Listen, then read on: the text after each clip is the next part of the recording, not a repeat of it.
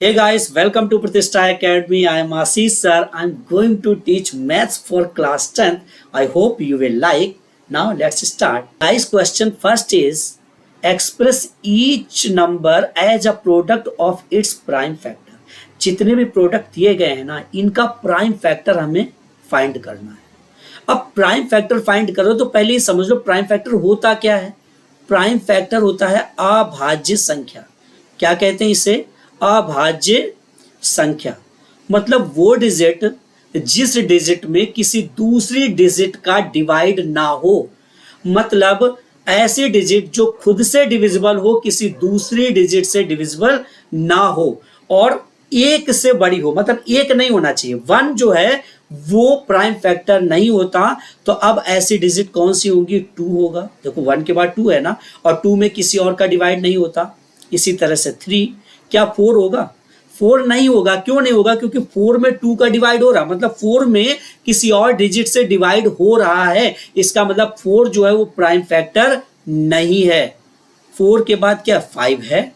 इसी तरह से सेवन है, 11 है, 13 है। ऐसे ही बहुत सारे प्राइम फैक्टर्स हैं। ठीक है, प्राइम नंबर्स हैं। अब हमें 140 का प्राइम नंबर फाइंड करना है। तो देखो जरा 140 का हम लोग प्राइम फैक्टर फाइंड करते हैं। देखो 140 किससे हम करेंगे? सबसे पहले 2 से। अब करते क्या है? सिर्फ डिवाइड करते चले जाओ। ठीक है, 2 का डिवाइड हम 140 में करेंगे। 2 7 जा 14, ये 0 आ गया। फिर से हम करेंगे 2 से। देखो 2 3 जा 6, 2 5 जा 10। अब हम 2 से फिर से डिवाइड करेंगे तो क्या डिवाइड होगा? नहीं होगा। क्यों भाई? 2 की डिविजिबिलिटी कहती है कि जिस डिजिट के लास्ट में 0 2 4 6 8 होगा उसी को 2 डिवाइड कर सकता है। तो इस 35 में तो लास्ट में ऐसा कुछ भी नहीं है, तो ये 2 से डिवाइड नहीं होगा। नेक्स्ट है 3। क्या 3 से डिवाइड होगा? 3 की डिविजिबिलिटी कहती है कि जितनी भी डिजिट है ना उनको ऐड कर लो, और ऐड करने पर 3 का डिवाइड होना चाहिए। तो देखो 3 और 5 को अगर हम ऐड करेंगे तो ये 8 आ रहा है। 8 में 3 का डिवाइड नहीं हो रहा, मतलब 3 से भी डिविजिबल नहीं है। देखो डिविजिबिलिटी रूल वाला जो क्लास है ना, वो मैंने इस वीडियो के डिस्क्रिप्शन में लिंक दे दिया है। आप लोग जरूर देख लीजिए, जिससे आप इस चैप्टर को बहुत आसानी से कर पाओगे, क्योंकि ट्रिक से मैंने बताया है। ठीक है, चलिए भाई। तो अब नंबर है 5 का। 5 से देखो 5 7 जा 35 और 7 1 जा 7। ये हो गए प्राइम फैक्टर। ठीक है, अब 140 का अगर प्राइम फैक्टर देखें तो कैसे लिखेंगे हम? देखो जरा 140 को हम लिखेंगे 2 इंटू 5 इंटू 7। क्लियर? तो आप लिख सकते हैं 2 की पावर 2 इंटू 5 इंटू 7। 2 की पावर 2 ही क्यों लिखा? देखो 2 टाइम्स है ना। देखो तो जितने बार जो डिजिट होगी उसको पावर के रूप में कन्वर्ट कर देते हैं। तो 2 की पावर 2 हो गया और यही आपका आंसर हो गया। उम्मीद है समझ आ गया होगा। नेक्स्ट देखिए, नेक्स्ट है 156। 156 का हम फैक्टर करेंगे। 156 का हम प्राइम फैक्टर निकालेंगे। तो देखिए जरा, सबसे पहले 2 से डिवाइड करेंगे। देखो 2 7 जा 14, 1 यहाँ पर बच रहा है ना, ये कैरी डाउन हो तो ये 16 हो गया। तो 2 8 जा, देखो हो गया। फिर 2 से देखो 2 से 2 3 जा 2 9 जा।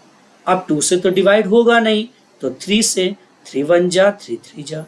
अब 13 से देखिए 13 1 जा 1 1 56 का प्राइम फैक्टर हम करेंगे तो क्या करेंगे भाई? देखो जरा 2 इंटू 3 इंटू 13, और इसको आप लिख सकते हो 2 की power 2 into 3 into 13। This is your answer. Okay, next class अगर अच्छी लग रही है तो लाइक जरूर करते जाइएगा। 3825, नेक्स्ट 3825 देखिए, इसका हम फाइंड करेंगे ना 3825 का। देखिए सबसे पहले हमारा 2 से डिवाइड करना, 2 से होगा नहीं। 3 से देख लेते हैं। देखो 3 को मैंने क्या कहा था? 3 की डिविजिबिलिटी क्या कहती है? सभी डिजिट्स को जोड़ लीजिए, 3 से डिवाइड होना चाहिए। तो देखो ये 3 के लिए क्या है? 8 और 3 11, 11 और 3 13 और 5 18, मतलब 3 से डिवाइड हो रहा है। 3 से हो रहा है तो देखो 3 1 जा 3, 3 2 जा 6, देखो यहाँ 2, ये 21 हो गया। 3 7 जा और 3 5 जा। ओके, यहाँ 1 बच रहा है तो ये हो गया 15, 3 5 जा। फिर से देखो 3 से देखो 3 4 जा, 3 2 जा, 3 5 जा, क्लियर। बस डिवाइड करते चले जाते हैं। अब ये 3 से डिवाइड नहीं होगा तो 5 से होगा। देखो 5 8 जा और 5 5 जा, फिर से 5 से हो रहा है, देखो 5 से, 5 1 जा, 5 7 जा, ठीक है।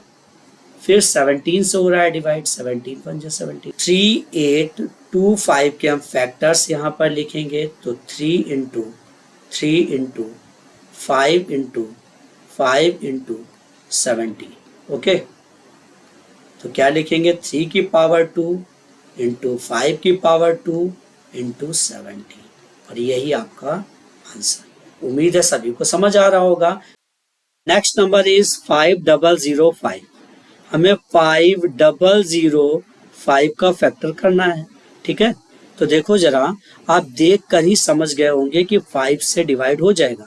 5 1 जा, 00, फिर से 5 1 जा।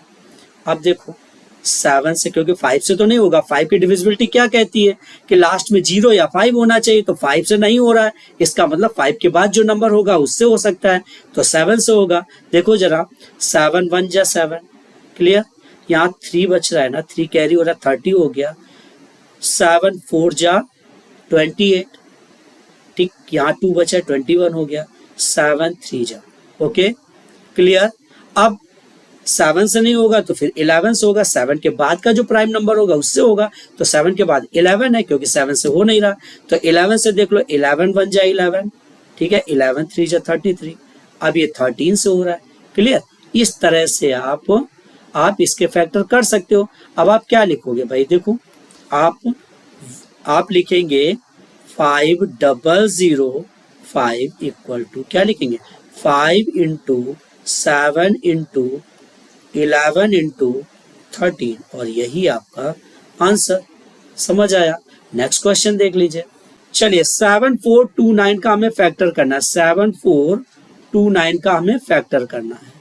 देखो वीडियो के डिस्क्रिप्शन में मैंने डिविजिबिलिटी रूल्स वाली वीडियो का लिंक दे रखा है, उसको जरूर देख लीजिएगा, जिससे आप हर क्वेश्चन को आसानी से कर पाए। क्यों भाई, क्योंकि यहाँ पर देखो ये जो है ना, ये डिजिट हमें समझ नहीं आ रही कि किससे डिविजिबल होगी, है ना। अगर आपने वो वीडियो देखी होती तो आपको समझ आ जाता। जैसे ये डायरेक्ट 17 से डिविजिबल होगी, 17 से पहले की जो संख्या है उनसे डिविजिबल नहीं है, ठीक है। तो 17 से देख लो भाई, 17 4 जा 68, ठीक है। यहाँ से क्या बच रहा है, 6 बच रहा है ना, 62 हो गया। 17 3 जा, ठीक है, 51 हो गया। 17 3 जा 51, यहाँ से 11 बचा, देखो ये 11 बचा, 119 हो गया, 11 आया, 119 हो गया। 17 7 जा, ठीक है, समझ आ गया। 17 के बाद अब ये किससे डिविजिबल होगी, अब ये 19 से डिविजिबल होगी, ठीक है। 19 से डिवाइड कर दीजिए। 19 से अगर हम डिवाइड करें, 19 2 जा, देखो 19 2 जा 38 होता है, ठीक है, 38।